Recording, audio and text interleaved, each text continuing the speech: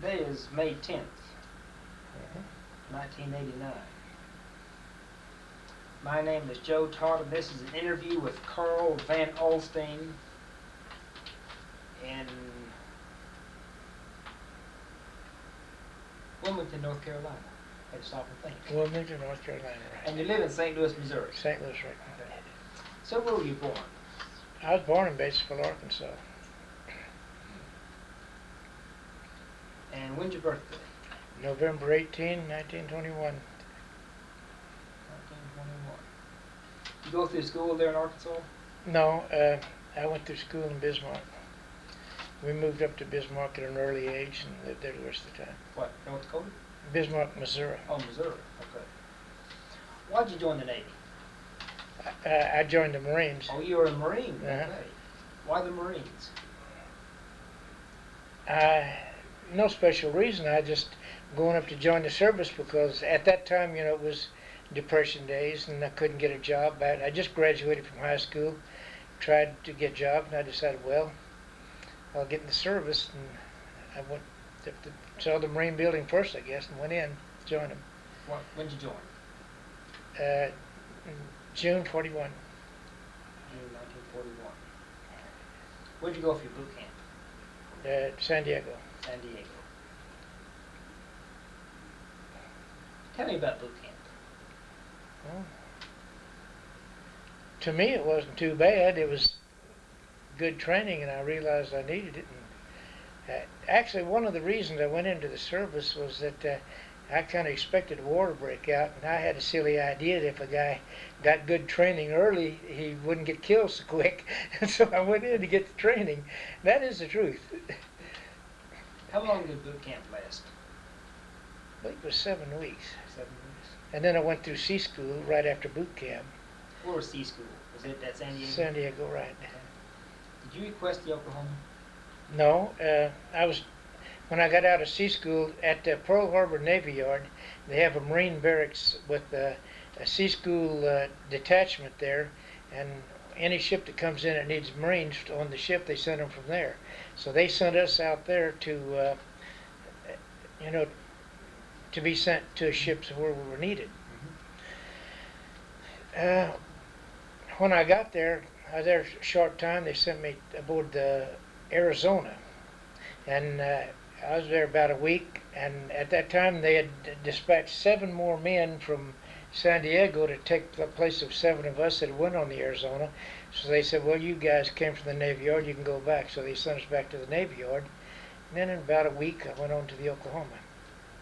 Why did they take you off the Arizona? What was the reason? Because the 7 men had come from the States, and they only needed 7 men. They took 7 of us to the Arizona, and when those other men come out, well, they sent us back. They didn't need us. They sent us back, and I wasn't unhappy to see the Arizona was a flagship, and everything was kind of spit and polish on it, and I was kind of glad to get off of that. I ended up a lucky break anyway, What were your quarters in the Arizona? My quarters? Yeah. Let's see. Really, I can't remember. I think it was about the same position as on the Oklahoma, the second deck down. When you first saw the Oklahoma, what'd you think? What? When you first saw the Oklahoma, what was your impression of the ship? Oh, it was just another battleship. It was a battleship. How would you compare the Oklahoma to the Arizona? Oh, the Oklahoma was nearly as spit and polish and strict as the Oklahoma. Because we had an admiral on the Arizona, see, and everything had to be up to par. You wear those polished belts and all that stuff, and on the Arizona it was not quite as strict, and spit and polish is what we called it. Okay. So the Oklahoma wasn't quite as strict. Strict, right. Okay. What was your average day in the Oklahoma? Average day? Yeah. Well, I couldn't hardly describe it. We had days at sea. We did drill practice, and in port, we cleaned our quarters, ate, cleaned our quarters, and would either go ashore and hold training or we'd have Liberty, have work parties. It's just one thing or another, no one set thing. Anything happened out of the ordinary up to December 6th on the Oklahoma? Any maneuvers? Yeah, we was on maneuvers, and now wait a minute, let me get this straight, it's been so long. I was on the Arizona, and the Oklahoma rammed the Arizona. Yeah, I was on the Arizona when the Oklahoma rammed us, and then when I got on the Oklahoma, we went out on maneuvers, night maneuvers, and the Enterprise run across the rear end, darn near hit us in the middle, took our flagstaff and chain off, and I happened to be on main deck aft on watch when that happened. I just grabbed a hold of the railings of a big gun and stood there watching. You could see the bow of the Enterprise go over the top of us. What happened there? Why'd that happen? Poor communications, and see, there's maneuvering without radio, without radar, without lights, and there's supposed to be night maneuvers, and somebody got out of line. I don't know which. Now you say it took the flagstaff and the chain. The chain, around the aft of the ship, we have a flagstaff there, the little jack flag, and the chain around the back, and it tore that all up, and that's about all. Just scraped us, barely scraped us. We were lucky. Had you heard that yet? I was on the main deck aft. I think that might have added a few of these gray hairs. Now, how far above was the flight deck when it went over? How high is that flight deck? Oh God, it was way up. I could look up and see the bow up like that as it went over, and as our back end come, I could see it above my head at the beginning, and then we just come out from under and then went by. Because they spread out way like that. So how far over there is the Oklahoma you think it went? Any idea? Oh, I was 30 or 40 feet in, and I looked up and saw it straight, so I know it was at least 30 feet in. Maybe more. I couldn't have no. You really give a good estimation on that. Okay. So, what'd you do December 6th? December 6th? Saturday. I believe I went ashore. Yeah, I did. See, my brother was on Regal, which is doctor there, and I went over and saw my brother, and we went to the kind of like a YMCA deal there, and played backgammon and drank cokes and talked, and then I went back. And on December the 7th, I was planning to go to the Marine Barracks to eat dinner. Tell me exactly what happened December 7th. Well, I was down on my bunk. I'd been up on deck cleaning my rifle, and a Navy officer, not officer, Navy NCO, come by and told me to get below, that he didn't want no cleaning on the decks or nothing up there at all. He was getting ready for AMI. What's that? Annual military inspection. So I went down to my bunk, finished cleaning my rifle. I was sitting there and sitting on my bunk when it announced over the loudspeaker that it was an attack, and the first bomb hit up forward and shook the ship. They said, man your battle stations, and I grabbed my pants and slipped them on and started running. The time I got up to the first deck up above there, it was tilted so far that well, it was tilted over, and I was a bunch of us trying to close the portholes. The water was coming in, we couldn't do it, so we ran over to the ladder to go up above. And I guess about that time, the one hitting the marine compartment, the torpedo hit the marine compartment and exploded. And then I went on up to topside, and it was at an angle. I climbed up, kind of like going uphill, climbed over the blister ledge, run along the blister ledge, and jumped in and swam over, and there's a boat floating over there. And I got on that boat, and we hung on to it, and we piddled around for a while and never could get it started. We got pretty close to land, and I turned loose and swam on in. That was about it, to Fort Island. What'd you hear on the PA system? The guy announced dinner quarters. What exactly did you hear? I didn't hear. It said man your battle stations, but somebody said that he said those are real bombs, no shit. Now, I didn't listen that long enough to hear. When that first thing hit, And they said man your battle stations, all hands man your battle stations. So I took off from a gun. What was your reaction when the ship was going over? How about what? What was your reaction when the ship was going over? What were you thinking? I thought, it's sinking, I got to get off. That's about all. You know, everything was a surprise. None of us, I guess, realized what was going on. And, or, you know, and we never even thought about Japan being at war or anything like that, or coming after us or anything. And we couldn't figure out what was happening, but we knew that something had hit the ship, and that's about all. So you got on shore, then what happened? What'd you do then? Well, I started to cross, and I don't know which was second or still part of the first wave of Jap planes come over, strafing and everything. And that was interesting because that driver was sitting up there, you know, the guy on the side, wide open, sitting there, machine gun. You see him, heck, he wasn't no distance at all. And we watched 2 or 3 of them go by, and they just stood there, couldn't figure out, you know, still kind of dazed. And then I went on into, I think it was the flight officers, see the airline strip on there, and the Navy flight officers, pilots had a place there, and I went into there. That's where I got some clean clothes and shoes. And then we stayed there. Eventually they brought some guns around for the guys, and I got a rifle and a couple bandoliers of ammunition. We went out and waited in case the Japs was making an invasion. And then later that night we went on over to an airplane hangar and stayed at the airplane hangar. And then early the next morning, they was going around saying all Oklahoma Marines get on a truck over there, and we got a bunch of us together, and we went back to the Navy Yard. Do you think the Japanese would invade? That's what we was thinking.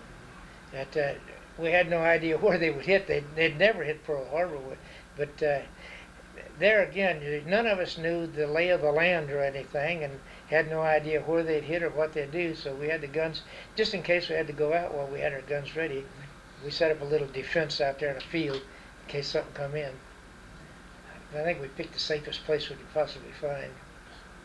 Whenever you saw the upturned hull of the Oklahoma, what'd you think? I don't know. I can't. It's just I thought, well, that's unbelievable. Something that big could turn over upside down like that. How long did that take for it to turn over?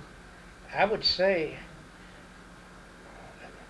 I wasn't on there over 5 minutes, and she was way over. I was 5 to 10 minutes at the most. I really don't know how many torpedoes it got. I know there's one hit up forward, and then one hit in the marine compartment. That's. I've been told she took 5 torpedoes. That's 5. See, I never did know. I never did actually find out. I knew it was more than 2. So what'd you do during the rest of the war? Well, right about 2 or 3. The first task force that left Pearl Harbor, they put a lot of men on different ships, you know, Marines and all. And for one reason, they was going to add Marines to all the detachments on the ship, and was going to take Wake Island back. And so I went on the Chicago, and a bunch of my guys went on the Indianapolis. We didn't have no battleships. I think we have 1 aircraft carrier and some cruisers and destroyers. And we made that task force out. We was out 3 or 4 weeks, never did do no good, and we'd come back in. When we got toward Wake, they found out that half the Jap Navy and some German ships was waiting for us. So we turned and took off and ran down below the equator and sneaked back around. Then anyway, we got back in, and then I went into the 15th Defense Battalion. I stayed at Pearl City. All the Oklahoma Marines were sent to the Pearl City, and they was going to put us all back together on a ship, but ended up breaking us up, and I went to the 15th Defense Battalion, and others went other places. And what time I spent there, I don't know how long, but I come back to States, come to Camp Lejeune, and then we went back out through the canal and over to Guam, and I was on Guam when it ended. Do you celebrate on VJ Day? What? Did you celebrate on VJ Day? No, we was. I just said, hooray, I get to go home, but I was on Guam, and there wasn't too much celebrating out there. But what we were doing there, see, it was good news to me because we were staging there. I was in the 22nd Marines, and we were staging there, and our next trip was to invade Japan proper. And they said that there'd be 90% casualties and all that kind of stuff, so I figured I lucked out again. When you heard about the bomb, what did you think? The atomic bomb. No, I was happy to see it. I think it the best thing in the world could happen. And when did you get your discharge? November, November 45. 45. I was in 4 years and 6 months. I'd like to get, whenever the Enterprise went over the Oklahoma, where exactly were you? I was on the main deck aft, right under. See those big guns poking up on the that ship? Mm-hmm. Well, ours was something like that, and they had ladders on the side for men to climb in, and I was standing underneath there, and there's a sailor with headphones on with me. We was both on watch, and when I saw what was happening, I don't know if I was too scared to run or couldn't figure out what to do, so I just backed up and grabbed a hold of the steel ladder, and I watched it go by. I figured if it started rolling, I'd run over and grab one of those life preserve boats and hang on to it. The sailor, he dropped his headphones and took off up the ladder somewhere. I don't know where he ever went to. Now, were you by one of the turrets then? Yeah, but the turrets are aft turrets. Which turret were you? Well, let's see. I would be on the left-hand side, at this side here. Was it turret 1, number 2, or do you know? I don't know what number it was. Okay. Well, I think we have a good interview. What's your fondest memory of the Oklahoma? Really, I wasn't on long enough to have a fond memory. But I couldn't really say. Oh, I was going to ask you. Also, when you saw the Arizona, what was your reaction? No, I was kind of sick because I knew all those guys on the Arizona that went down. Yes, I think only 11 out of 90 men got off of that thing. And I'd, been out, I went a couple boat crew trips, rowing. I forget what we called it now. Everything's so far back I can't remember. But I was going to be on the racing crew with a big boat, had paddles, oars. And I was with a bunch of guys on that. And How many men died on the Arizona? we only lost 11 or 12. And I think we lost about what got off the Arizona. So, you mean Oklahoma? Yeah, well, on both ships. The ship, I think we lost about 11 or 12 Marines. On the Oklahoma? And the Arizona lost all but 11 or 12. Exactly how many, I'm not sure. We're right in there. Okay, well, thank you. Not much I can do.